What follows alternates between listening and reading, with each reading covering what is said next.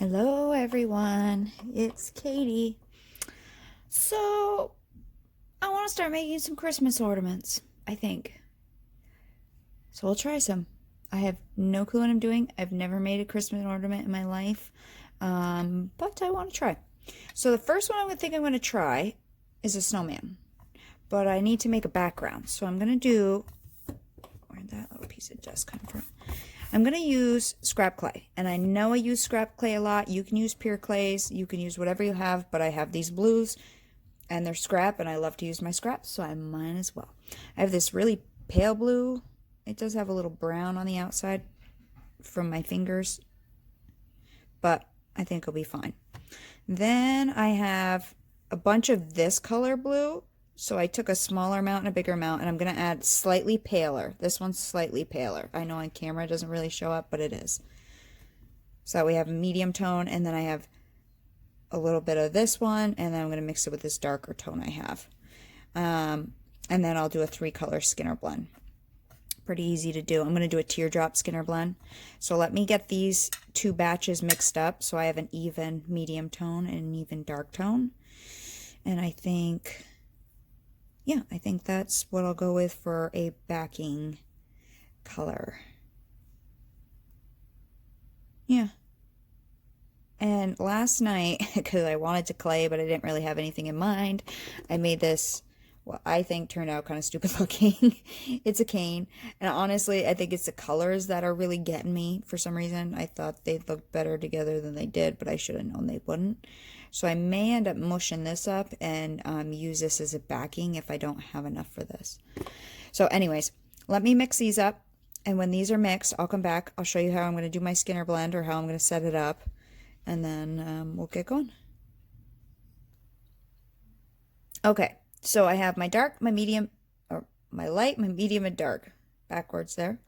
And I'm going to do a teardrop Skinner blend because I know you guys have seen I'm not good at triangles late at night, especially on a Monday night. So, and because I never cut them perfectly square and then I have a hard time setting them up. So I just tend to do, and I haven't conditioned this like crazy. These 2 I just mixed up so they're a little softer, but this one was already this pale blue, so it's a little stiff. But it will get softer once I start making the Skinner blend. Ooh, almost dropped that guy. So I'm just, it's in a ball, and all I'm doing is like the chopping motion, chop, chop, chop. And I'm just rolling it in my hands, and that way, just on one end, and that way one end gets long and skinny. And then you put the fat side to the skinny side, so the light is a fat side, and then the medium is to the skinny side, and then to the fat side. So they're just opposite of each other. I have a lady who just said she's blind and she watches my videos and she has to listen to them a few times and then she attempts it. So I might try to be more graphic in my description, but it's really hard. Hey, all the power to you, man. I am like amazed. So we're going to roll this out a little bit just because it's a little too thick to go through my pasta machine right now.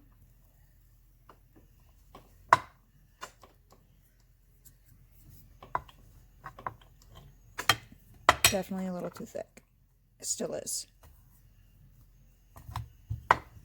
And yes, there's a little smear of brown from my fingers because I was pulling some brown clay out because I was going to add it to the blue to kind of gray the blue down, and then I found I had this kind of gray blue scrap. I was going to add it to this color to gray it down a little bit, but I had some already, so that was from my fingers, but it's not a big amount. Okay, so now it's thin enough to get through my pasta machine. I'm going to roll it through on the thickest setting, vertical, just like this, so I can get it all in one layer of sheet here.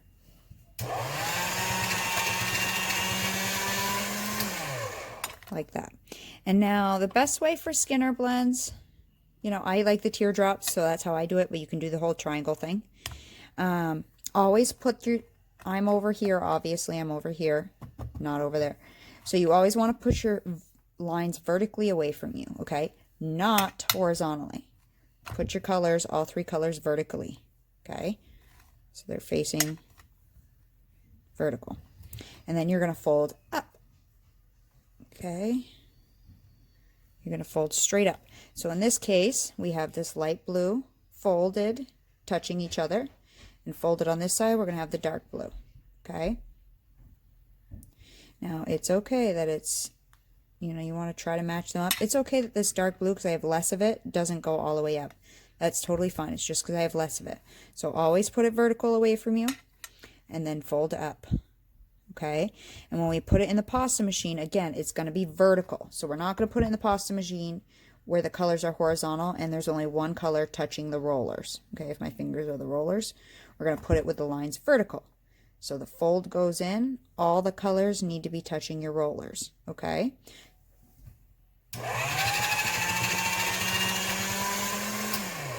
And because I haven't walked anybody through this in a while, we'll walk it through. Okay. And then again, place it vertically, fold up.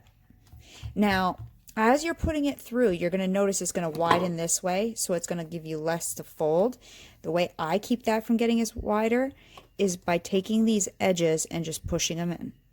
That's how I keep it from getting really wide, because I like it to be a skinnier blend myself. I don't like it to fill up my whole machine but get smaller this way, because then it gives me less to fold.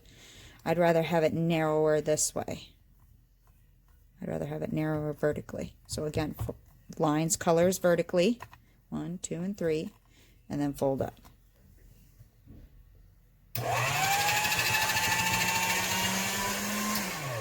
Okay, colors vertically, again, fold up. And usually I'll take the edges and just do a quick push in, and that will again keep it skinny. Like that.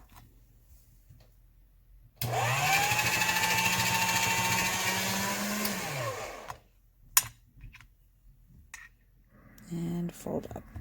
So you're going to do this a bunch of times and until you're happy with your blend. You know, that may, depending on your colors and everything, that could be 10 times. If you're going from like red to orange, you know, but if you're going black to white, you may have to blend it 30 times. So that's really going to depend on your colors and also your personal preference. You know, if you like it choppier, then hey, if you want it more blended, blend it more.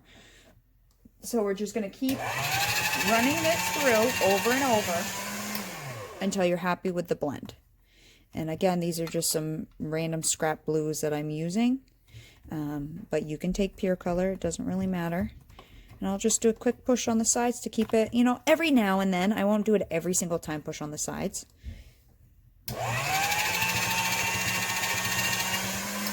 Keep it smaller, and you can already see we're starting to blend. You can see it on this side, the light's starting to pull in there. So again, always just put it vertically away.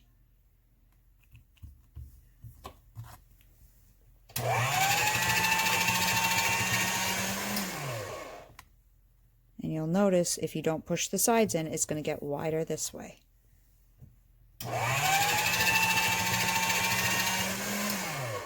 Just kind of let it do its thing. See how it's already starting to get fatter?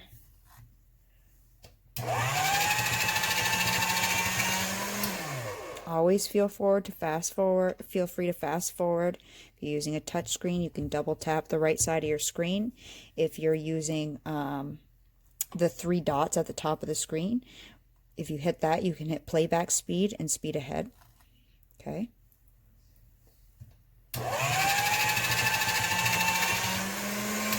So see how it's already getting wider? So it's going to be less that I have to fold when it gets wider like that.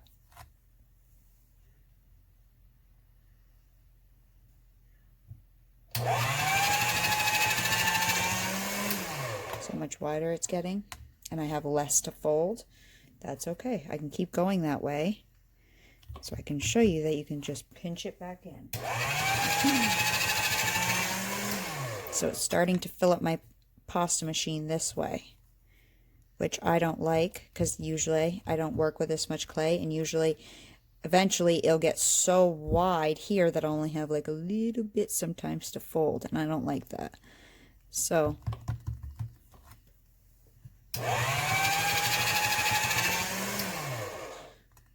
the blue's blending well, the light blue's blending well, it's all blending well.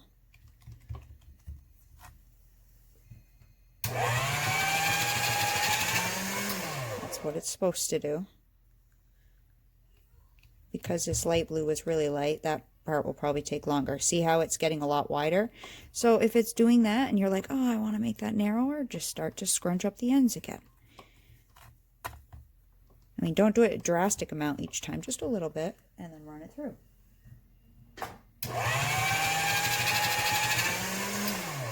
And when you do that, your ends will get a little longer, but you run it through a couple times without scrunching the ends up, and those will even right off. So that's how I keep a narrower blend. Just force the clay to be narrow. You can push it in the middle here.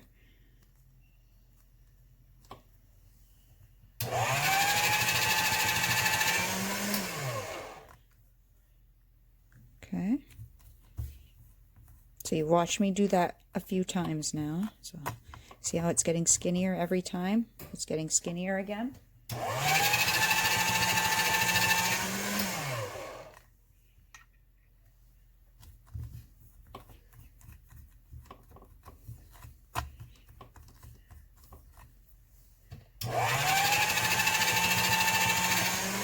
Oh, and I just got a piece of white in there, but that's okay. Or the light blue.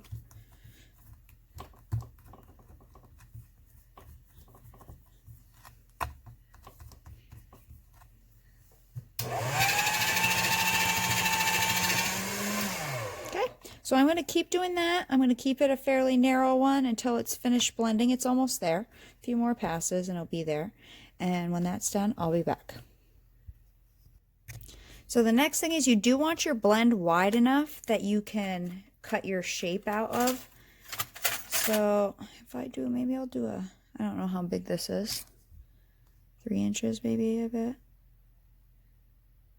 2.5 inches circle. I'm going to do a circle. This would make a cool fridge magnet, so I definitely want my blend wide enough. It actually could go a little narrower, so maybe I'll narrow it up just a little bit.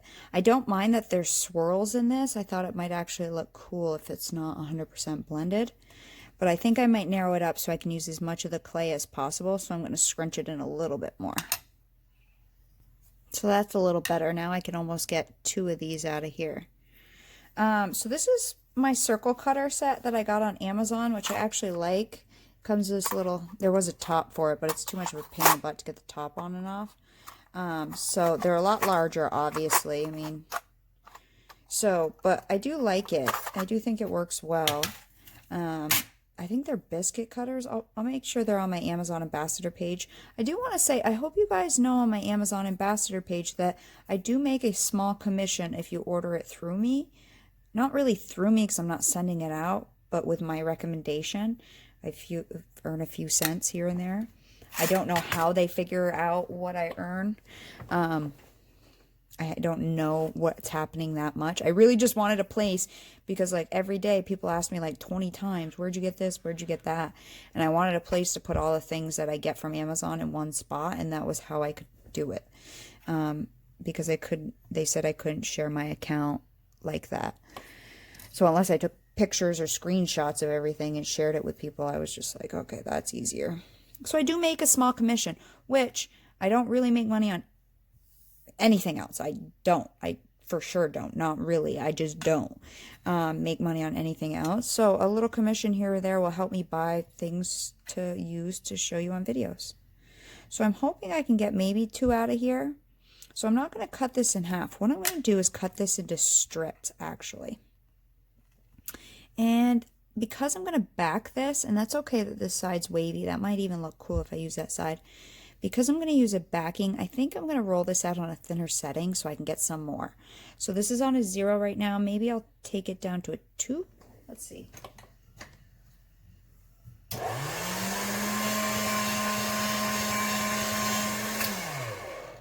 Yeah, it gives me a little bit more clay. It's just setting 2 right now on my atlas. So the next part that I'm going to do was a cool background that I watched Fiona Abel-Smith. I love her. Love watching her. I watched her do on a, I think it was her cherry blossom magnet tutorial, which I did. And I showed you guys because I made it out of Sculpey 3 and it broke a while back when I took it off the fridge. I dropped it and it broke. So, I'm going to do the same thing because I think it might just add a little interest to the background. So pretty much all we're going to do is cut this into strips. Now, I do want to measure so they don't need to be even, but I do think I want them even. So let me grab my ruler here. They don't need to be crazy even. So one thing I'm going to need is a straight end on both sides. I don't really care about those edges, just more these edges.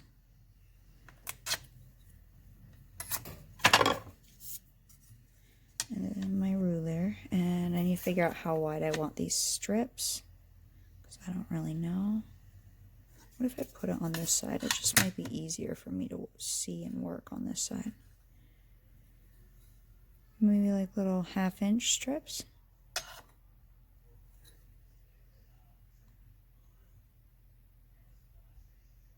me just tick mark it down there.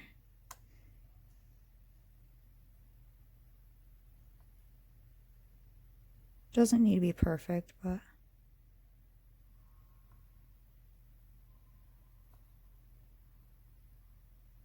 and I can probably get 2 backgrounds out of this because I'm contemplating making different types of ornaments for my nieces and nephews for Christmas, potentially for my coworkers for Christmas. And then I'll start off at an even mark on this side, and then I can just line them up on an even 1/2-inch. Mark it on this side, and then I can just, let's see if the lines will actually match up. Yeah, they should match up and be fairly straight. I'm going to make a little tick mark, just like you would on a piece of paper, how you would mark it on all sides, and then just line them up.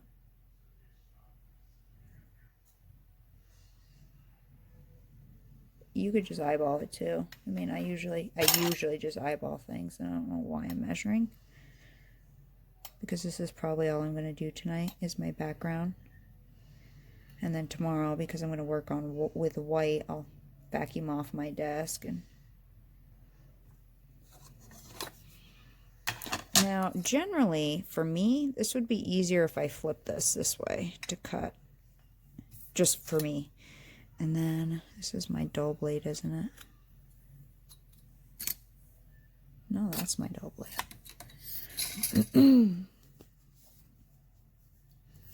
I like to save my nice blade. And then I'm just going to line, I don't know if you can see all my tick marks, I'm just going to line them up so that they're roughly straight. And this will be a little excess, this piece here, which is fine because you could cut off the dark or the light and put it with a light, and the medium and the medium, and the dark and the dark, and then have 3 different blues in your scraps again. Actually, you know what? This really stiff blade might work well. This is the Kato blade that came in a Kato set. I hate it because these aren't removable, so doing certain things it gets in the way. But it's stiff, so I won't flex my cuts that much. Whereas this guy is super, super bendy. This one, not as much. So again, these don't need to be perfect.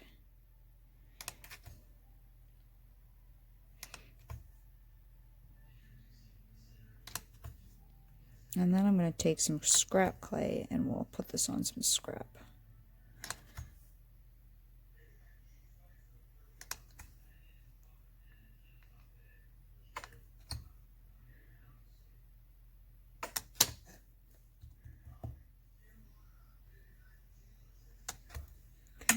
Now we have all of these little lines here, and I'm going to grab some of this scrap clay and roll this out onto a thin sheet so I have something to lay these onto. You can use any color you want. I'm going to use brown because it's just going to be the back, so I don't think it'll be a big deal, but especially if I make this into a magnet.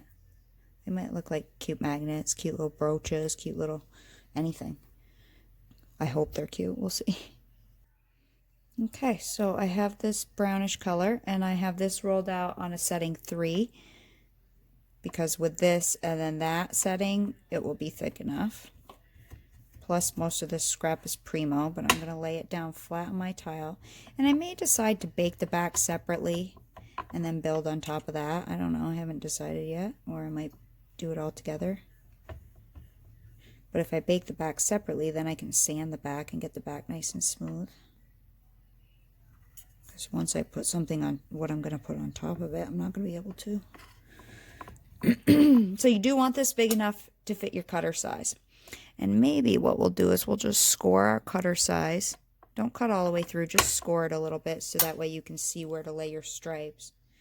And then we're just going to be beginning. I should wipe my fingers off because I probably got brown on them. Brown from squishing that color down. So we're just going to begin laying these on. Now you can lay them at a diagonal. You can lay them however you want. Let me start in the middle. Okay. And then we're going to off. I got dog hair in it, in my scrap clay. Then we're going to off center them a little bit. Or off, we're going to stagger it. So whether you go up or down, I'm just going to go a little bit. Might go a little bit more than that. But I can see where I need to cut with my cutter, so I can see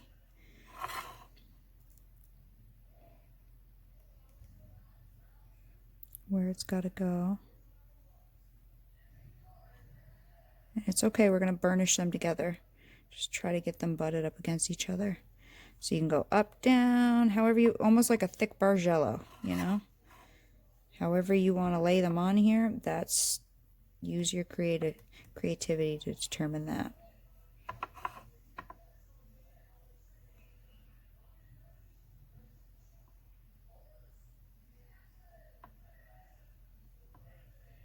I want more of this dark color, I think.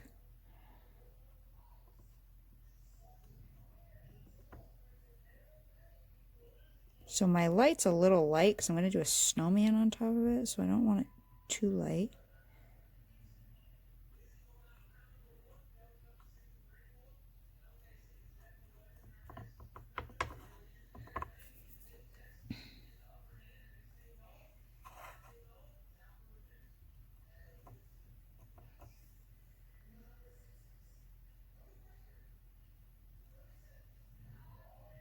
And this, like I said, you could go up, down, up, down, up to, down to. I mean, however you want to stagger it, you could totally flip them. You could, like, you know what I mean? Dark, light, and flip them like that. I mean, you can do whatever you want. Just allow yourself to kind of just play sometimes. Sometimes you just got to allow yourself to play. And not be so caught up in being perfect, because art is not perfect, and some of the best art was not intended. I'm sure the artist didn't intend it to be like that. How many times do you make something that you're like, God, that's not what I had in my mind, and everybody's like, it is so beautiful. I bet if we asked some of the old artists, Van Gogh, Dali, all of those, if that, you know, the Sistine Chapel, or if that painting or the Starry Night or this or that turned out how they intended it. Because I bet you they would say, no, I didn't plan on that. I wonder if they would. I really truly wonder. I'm going to use this scrap on one of them because I just need a little bit for the end here.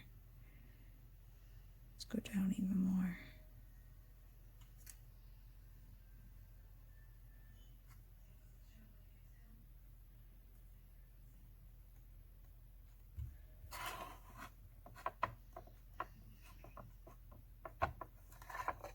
Okay, that's covering my, and I'll use this one for another one.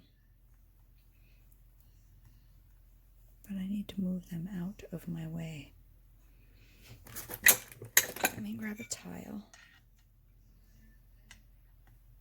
I got these little baking tiles on Amazon. They come in a nice set.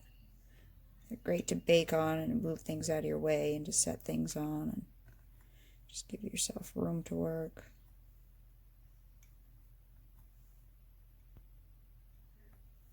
Let me move that.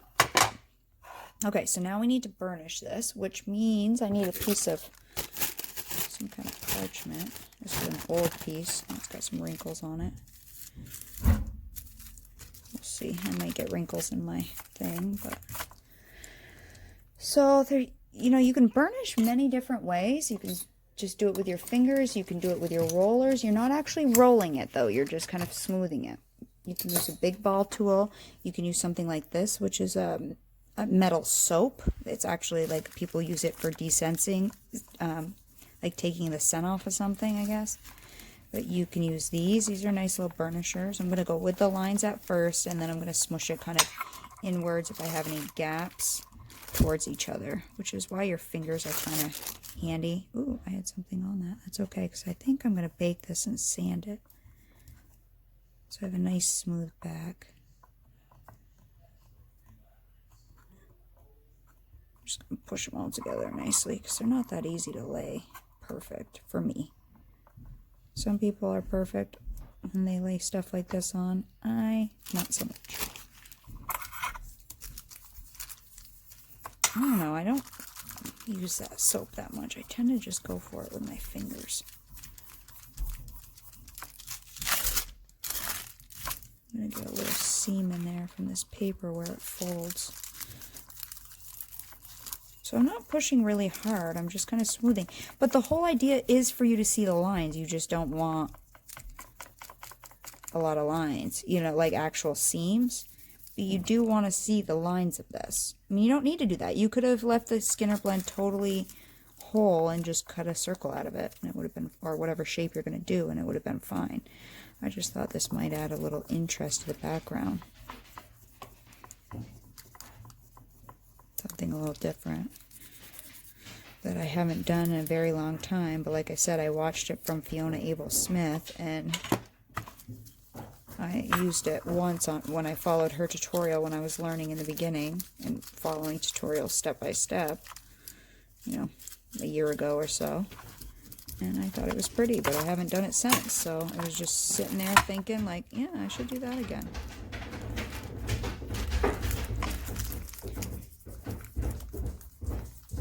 We could also roll this out to thin it out if we wanted, whatever you want to do. Sorry, everybody just came downstairs. Someone asked me what my background noise is.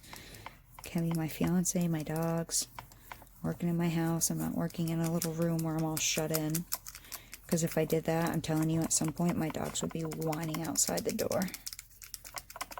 And I can't be like, hey, I'm recording, don't come downstairs. It's your house too.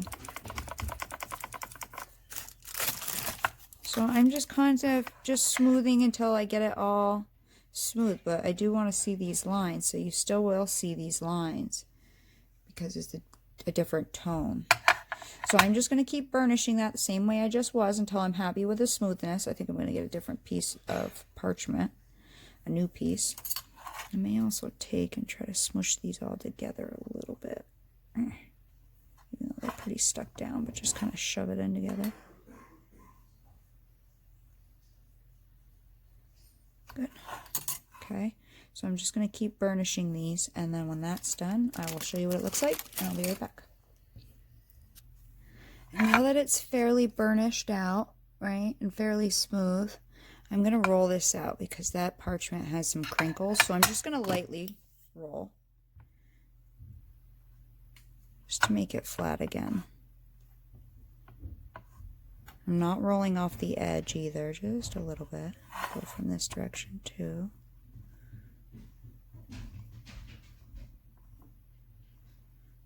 Go from each direction. I'm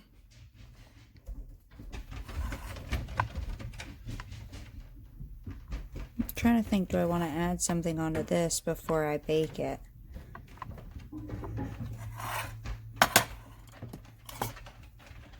Not quite sure. Do I want to add some stuff into the background?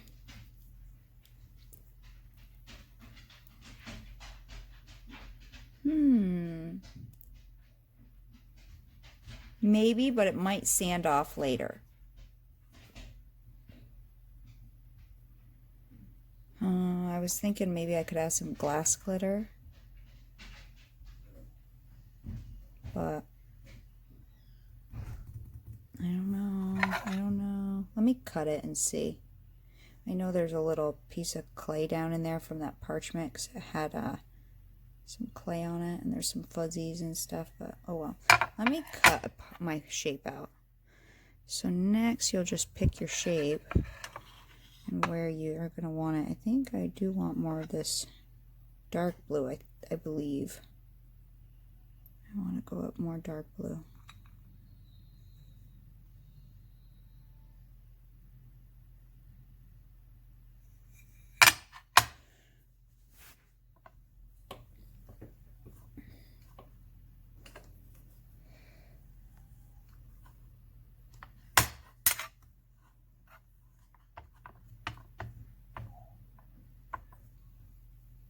And there's our background.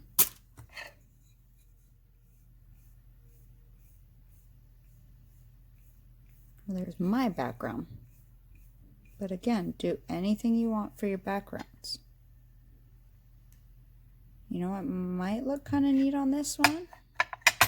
That same silk screen I just used with some of the interference paint. Like a really, something you won't see except for in some light. So I have Deco Art interference paints. And I honestly don't know where I found them. This is turquoise and this is blue. And you could use mica powders. You could use whatever you want. And I have these silk screens that I got from Ojoy Creations. Again, she's on my Facebook page, Mary Joy Coleman. And she can create kind of whatever you want. And I've used this one probably 7 or 8 times now. And I might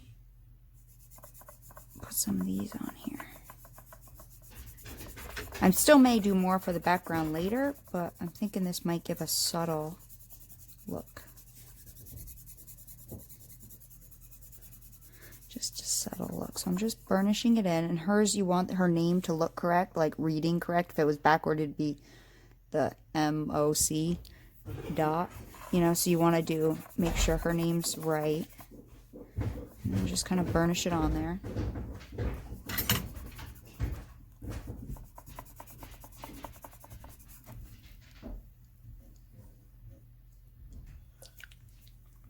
Now I need something to put this paint on. Do I have any scrap cardboard laying around? I do. I usually keep a couple boxes laying around, granola bar box. And then I need a paintbrush here, and now this interference doesn't show up much on light colors. It's more of in the light you'll see it. Where did I use the interference? So I used the interference on this guy. So I did it here. I was testing it out on that. But you can see it. So it's very faint, these interference. On black, they show up a lot. So it might show up quite a bit on this dark blue. So this is the blue color. I'm wondering if I want to add a couple turquoise in. Just to start. Maybe I'll just add just like 1 or 2 turquoise in, but then go over it. Maybe that one I'll do a little turquoisey, greeny color. Maybe a little bit on that one, and the rest I'll do in blue. And I'm using a paintbrush, but you could use a card. I've seen people do it with cards or a little squeegee. You could do this in silver, gold, white, whatever you want to do this in. I'm just doing it in this interference because I do want to use something else. I don't want it to be very like descript, you know. I want it to kind of be nondescript, which is what this interference will give me, I believe, but we'll see in a second because I've never done it on this color. Some of this color is really light and you won't see it very much, but some of the blue is kind of darker and you will see it.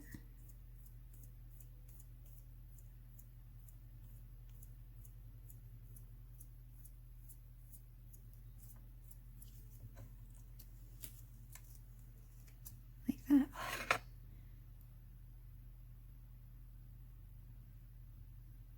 So let me let that dry. Let me get my silk screen cleaned up before it dries. And I'm contemplating if I'm done with the back, and I'll bake it like that. So that way I don't distort anything. And then we'll build on top of it. Is kind of what I'm contemplating doing. And that way my back can't get messed up at all. You know what I mean? My back's done. That way I don't bump it or put a nail in it. But I also can't sand it now that I just put this on. I could have put it on after I baked it too. I also didn't just think of that for a second there. Because I wanted to sand it because I have some little fuzzies in it. But actually I think my snowman's going to go right there, so that won't matter. Oh well, it's getting baked like that. So you could have done this silk screen. You could have baked it, sanded it, and buffed the back, and then put your silk screen on. But we're going with it like this. So I'm going to bake this 275 for probably just a half hour so it stiffens it up, because we're going to do multiple bakes on this. And then when it's done, and maybe tomorrow, I'll be back and I will show you the next part we're going to do. Okay. Okay, so now that we're done with that part, making the background, I'm going to take these scraps. I just cut off the lights here and the dark part of the scraps that I had. And I'm going to make a small Skinner blend out of these because I have an idea for these scraps. And I don't need tons of it, but I do need more than just 2 skinny strips. So I'm going to remake a Skinner blend. But I thought I would add some mica powders in here to make it a little glimmery, right? So let me grab my mica powders in. I guess I should have gotten that ahead of time, but here they are. So I don't know, I'm going to add some different pearls, I think. I have this one. This is the Born Pretty micas, and these are more for nails, but this one has a nice teal shimmering, so I might add some of that. Let's see, what other colors do I don't want anything that's like colored, unless it's a very... That one also kind of gives you a little teal. Like, really, I don't know what colors these are. I got a set off of Amazon, and it said, and I think I put it on my Amazon ambassador page, but all it has is numbers on it. O2, like, what does that mean? I have no clue. Let's put in, I have some Pearl X ones. Let's see, that's red interference. Maybe the white pearl, a little of that in there.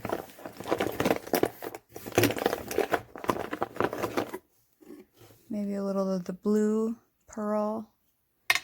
So maybe I'll add some of those in, just to give it a little shimmer, you know. So I have a used pair of gloves here that I'm going to use. Why not? And when you take them off and they're inside out, the best way I found to get them right side out is to blow. Just blow in it. And then you can get your hands back in. Because don't try to take them off perfectly. You're not going to get them off perfectly. This one has paint on it. So when you take them off, they go inside out. Flip it. And then blow. And let me put this on this hand. So the color paint. This was paint I used. So now it's on that hand. Because I don't want to get micas all over me.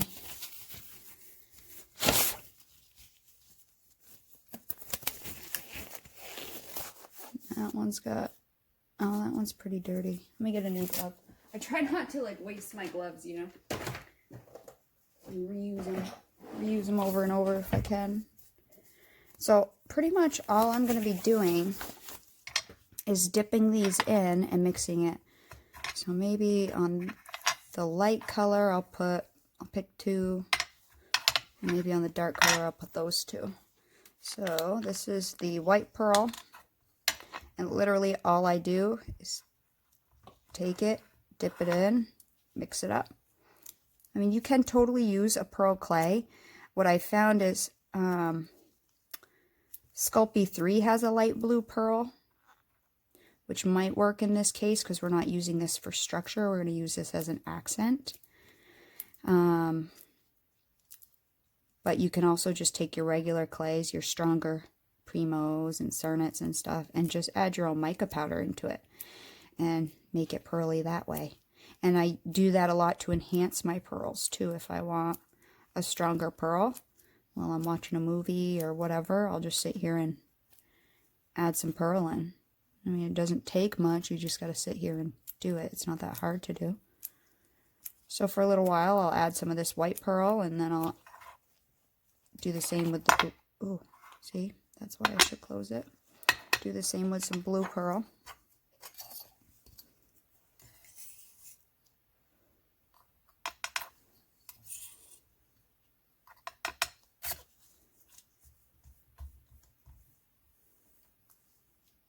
Problem solved.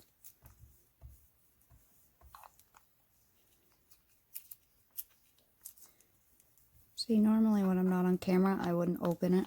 I would finish with the white pearl before I even open the blue interference. Okay, so I'm just going to mix them in until I get some pearls on here. And until I'm happy. And then I'll make a Skinner blend from the dark to the light. A really small Skinner blend though. And when I'm done that, I'll be back and I'll show you what I'm going to use this for. Okay, so here's this one now, and here's this one. So they just have some shimmer in them, and I just shaped them into triangles.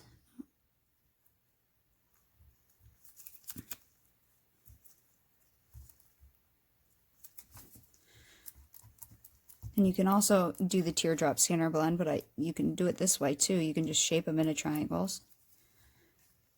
And again, I just want a little Skinner blend. And you'll see why when we get there. So just shaped them into little triangles here. Take this one.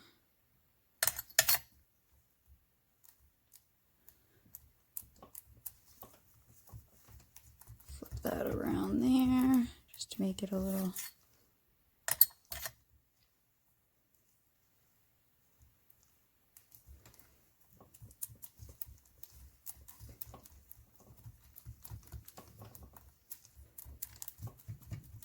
so now we have some pure blue.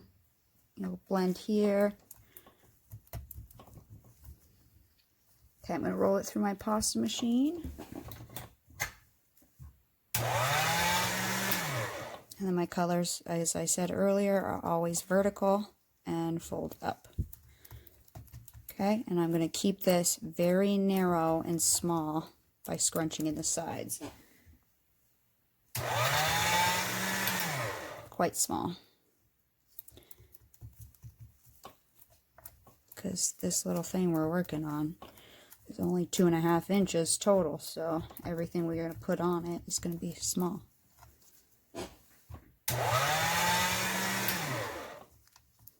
Okay, so all I'm going to do is just keep blending that up, keep pushing in the sides so it stays nice and small for me. And keep running it through until I have a blend I am happy with. Okay. So I have it quite blended here, but I have this swirliness. I could keep going to get a full blend, but I think I'm going to leave this swirliness. I'm going to go see, I made a second one with the excess cuts we had for the blue and that blue Skinner blend. So I'm going to go see if it's out of the oven. I'm going to vacuum off my desk to get any fuzzies gone.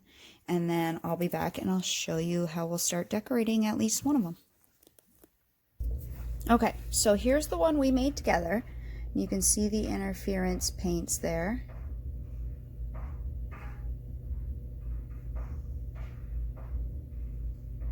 And then here's another one I made. So I just took the stripes and flipped them dark to light, and also did some interference paints.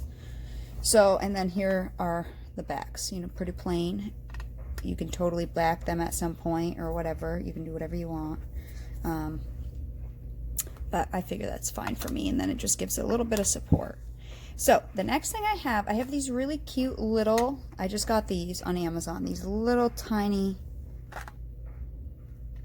snowflake punches, and I'll put these on my Amazon Prime because I got these on Amazon.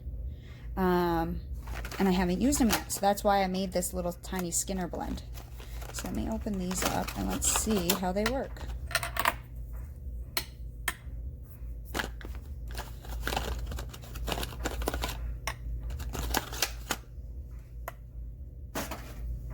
So they're really little, they're push ones. And then they also have an impression in the middle there. So they're all the same. It's just a set of 3 different sizes. Okay, and I was thinking on one of these, probably this one, because this one I plan on doing a snowman, we can make. Oh, I just got something on it. It was from these, because they came in a package with, I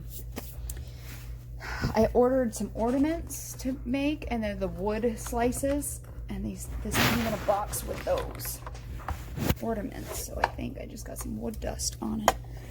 That Skinner blend, so I'll take a piece of paper towel and some alcohol.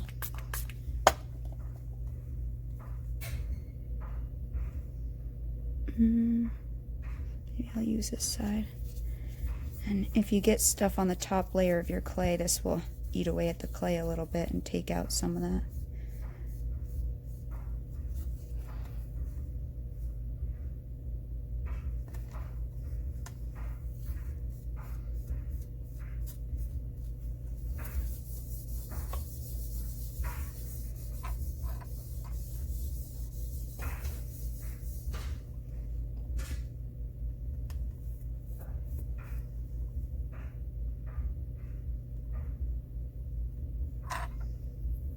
I'm going to use the little one. Let's see how these work.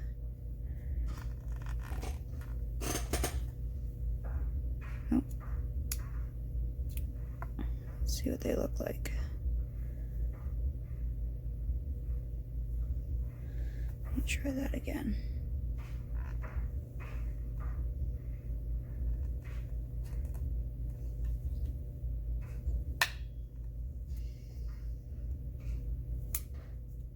Okay, plunger's not that good, but oh, that one I got the impression on, so let's see how these look. Does have a lot of scraggly excess, but I could probably bake them off and sand off or buff off the excess. You see right around the edges there? Doesn't make a nice clean cut. The back side's cleaner than the front side.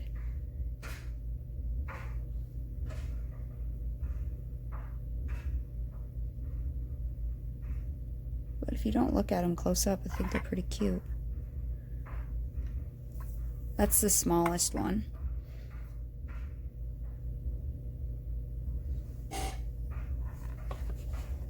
Let's try this medium one.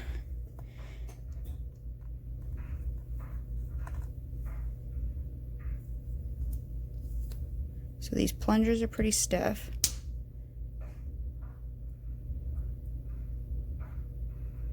And then because it has the impression, it kind of sticks into it.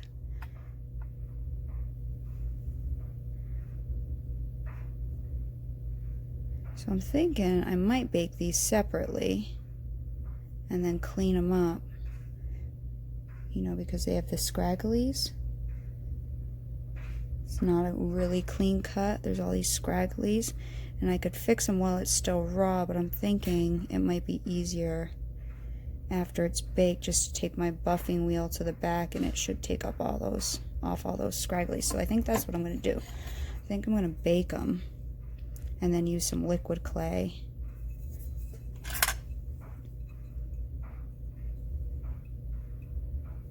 to adhere them.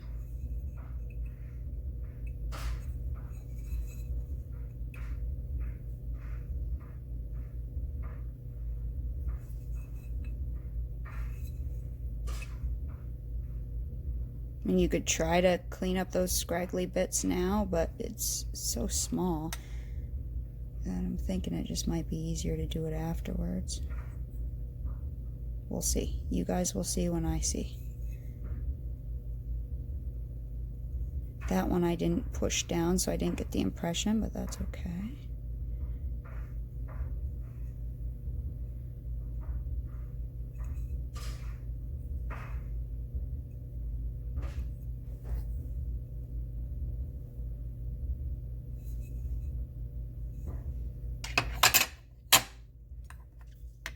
Let me do another medium one.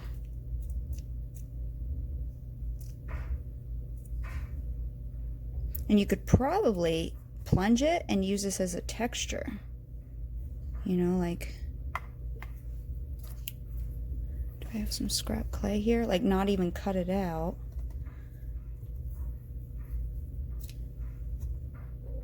And just kind of set it in. Yeah, see? You could use that as a texture. Just like that. That might have been cool too. Yeah, you just plunge it and then push it in. And you can get a texture out of it. So let's do another medium one.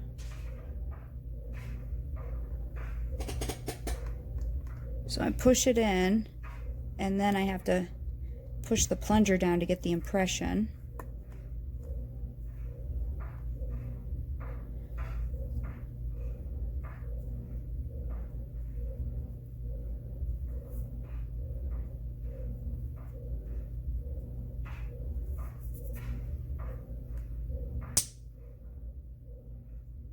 Maybe a little cornstarch on these, dipped in a little cornstarch might help it not stick in there better.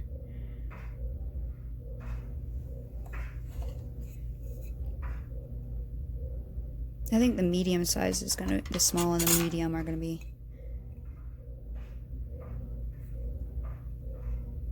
good enough sized.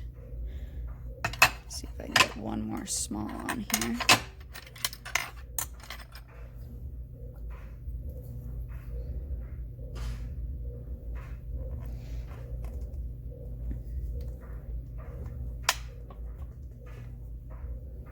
I just really pushed it around on the table this time to see. You know, we could probably even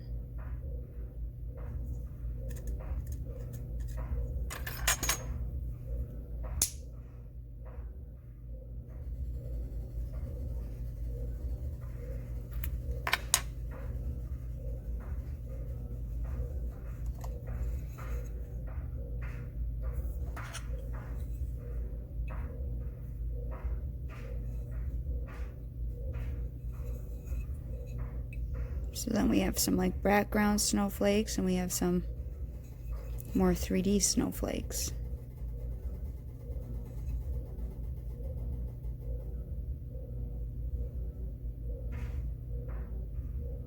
Now, like I said, that one I didn't get the impression on, but I actually, and with this, we could potentially reuse this. If we fold this up,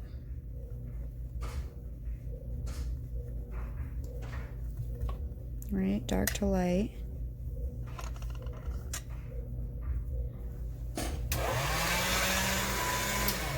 Run this through our machine a couple of times. And actually, I'm doing those quite thick. You might be able to do them thinner, I don't know. So I'm just running this through my machine a few times just to get it to come back together a little bit. We could even use this excess.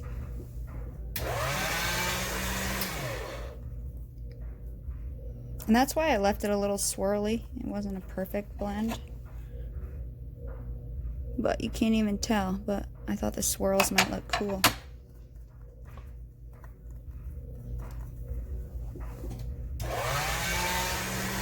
Like, why not just reuse this, you know?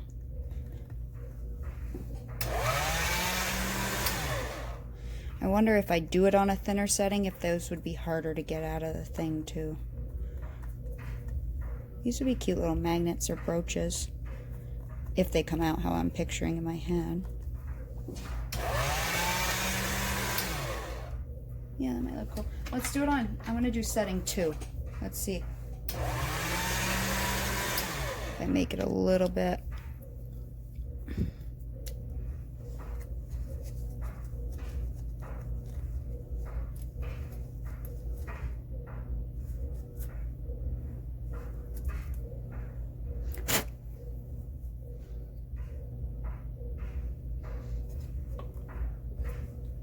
I don't think I'm not going to get a big impression on this one.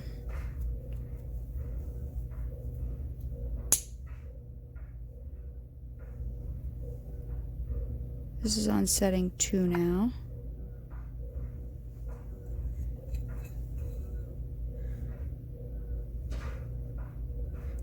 These would be good for little mixed media projects too, as little embellishments on a mixed media project. That's what got me into clay, is doing mixed media and making my own embellishments. So I started making molds of like metal embellishments and resin ones, so I didn't have to keep buying them because they're so expensive. That's what I found with mixed media, is it gets so expensive buying all those embellishments. So I decided to start making my own out of polymer clay, and then I got kind of interested. This is the biggest one. The big one actually came out cleaner than any of the other ones, huh? It's probably because those are so small. But that one came out cleaner than the other ones, for sure.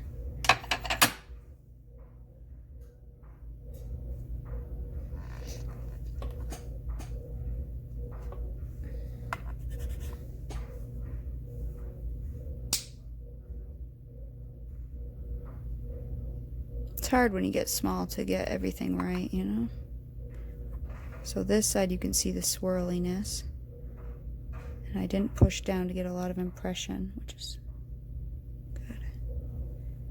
So I think what I'll do is I'll bake these for about 30 minutes. Maybe a little longer because they're a little delicate, you know? See if I can get one more small one on here. Yep. And I could keep mixing this back up and reusing this color blend until it's all gone, you know? I mean, it'll look a little different each time, but that's okay.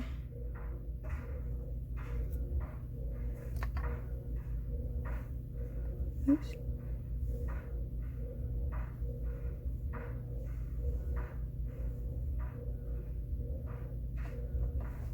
So what I'll do is I'm going to keep using up this color blend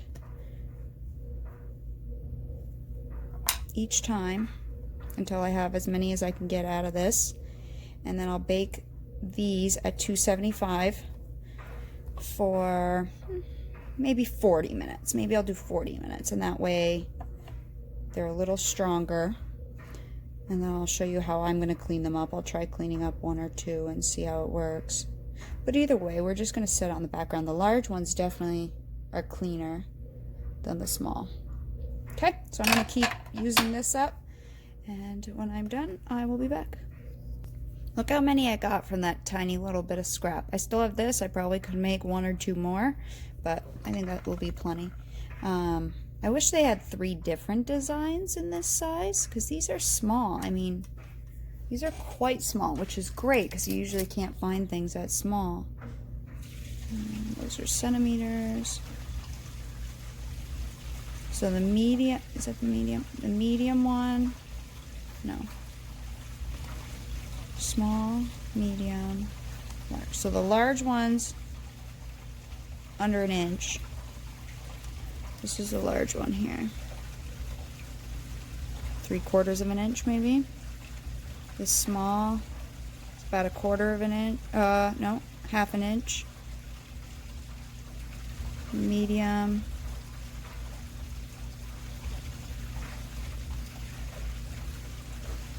How is that? The large. A little over 3/4, 1, 2, 3, a little over 3/4 of an inch. The medium is a little under 3/4 of an inch. And the small is 1/2 inch. So, I mean, they're pretty small. Okay, I'm going to bake these. I'll be back. So all my little guys are out of the oven, and like I said, the bigger ones look a lot cleaner than, say, the littler ones. There's a lot of like flash, I would call it, like little excess, which is fine. So the first thing I did was I used my Dremel, and that gives them a little sheen too. So let's do this one, because this one has a lot of excess flash. See all that down in there? So, and I've flung these all over the place. I already did 4, the ones I'm going to use, but I just want to show you what I did. So if I fling it, it is what it is. So I just took my Dremel on both sides.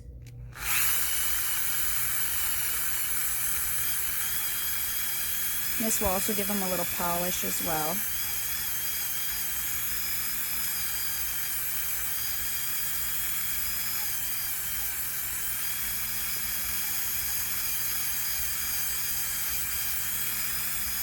Now, yes, this is kind of a pain in the butt, but I think it would be better than what I would create on my own. Like, I might be able to make a cane, a snowflake cane, but that's not going to give me the look I want for this embroidery type piece. And I don't think I'd be able to sculpt one. I mean, I probably could, but it'd probably take a long time to sculpt this many. So even though I have to clean up some of this flash, I think it'll be worth it. And this one has a lot compared to the other ones. So I'm doing both sides just to make sure any of this, it makes this flash a little bit thinner. Okay, so I did that with my orange wheel. The next thing I'm going to do is just take my blade and just kind of, it's pretty thin, this little excess. And again, this one has a lot. Just kind of scratch it off. See?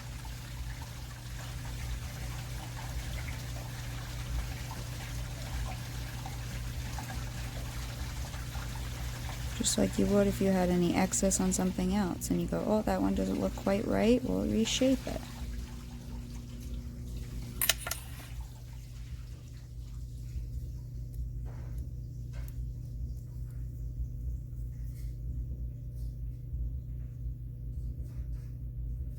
And this, like I said, this one has way more than the other ones.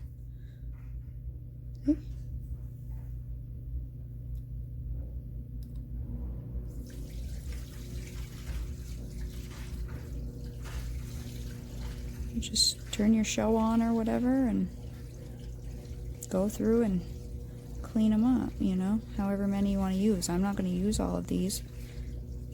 And this one, again, has a lot more than any of my other ones did. So if you're using a good quality clay, this shouldn't be a problem. If you were using Sculpey 3, I would have already snapped these off. And that's why I did bake them when I saw the excess. That's why I baked them for 40 minutes, a little bit longer. And that way they had a little flexibility to them. Because you don't want your polymer clay to be overly rigid. You want it to be flexible. You'd rather have it bend than just be so rigid it snaps.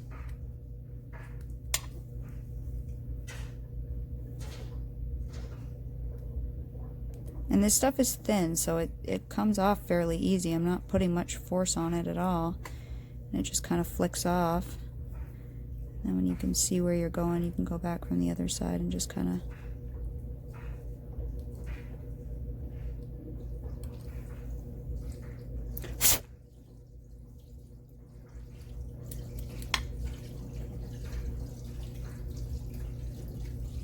Now, most of them don't have that much. Most of them are like this, where there's just like little tiny flicks.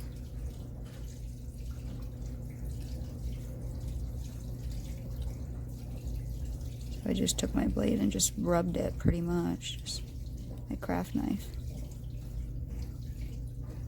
And it is a plastic cutter, but they're so small. I couldn't really find many other mini ones. These are mini ones, snowflake cutters, that aren't meant for polymer clay. I think they're meant for fondant. But I couldn't find any other this small, any other mini ones. I searched and searched, so these were the best option I found.